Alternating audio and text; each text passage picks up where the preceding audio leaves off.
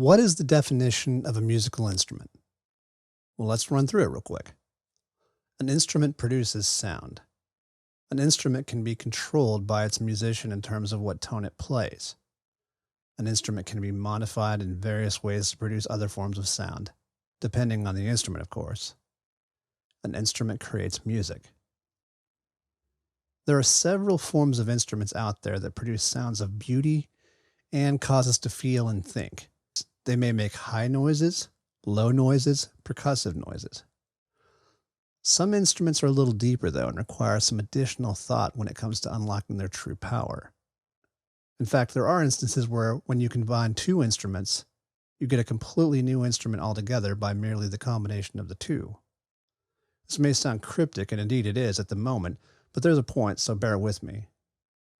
In the 70s and 80s, devices came around that seriously augmented standard instruments. One might say that this was a renaissance period for instruments in a way that we've never seen before. In fact, most of the innovations created during those decades are still being reproduced to match what was done back then. With so many innovations during this time, certain artists began heatedly using the emerging technology and discovering that the instruments they'd been playing all along had suddenly become entirely different instruments altogether when augmented by these emerging devices. One such device effect was digital delay, otherwise known as echo. With the ability to adjust the rate or how fast the echo was repeating itself, many musicians found that they could use such an effect in a variety of ways.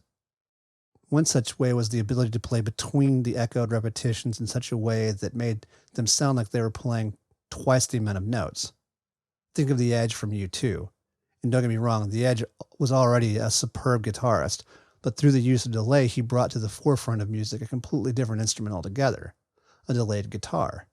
And he wasn't the first or the only one. He's just one of the more famous to do this. Similarly, bands like the Cocteau Twins used digital delay much more expansively, making their guitar tracks sound like something entirely different than guitar. The delay actually became the instrument.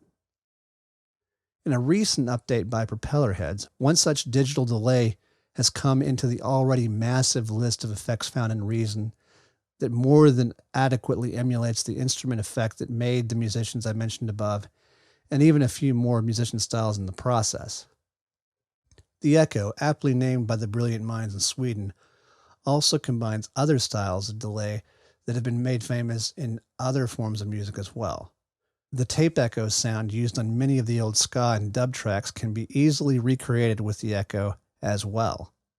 And if you combine the way I mentioned above, you can come up with instruments and effects that will not only chill the bone but make the heart sing. It's as beautiful as it is sinister. And in this series, we're going to learn how to really make use of the echo.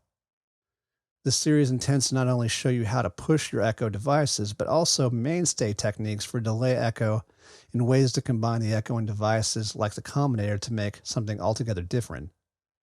And rest assured, as I say this into the microphone, I will be showing you how to use this device as an instrument just as much as an effect.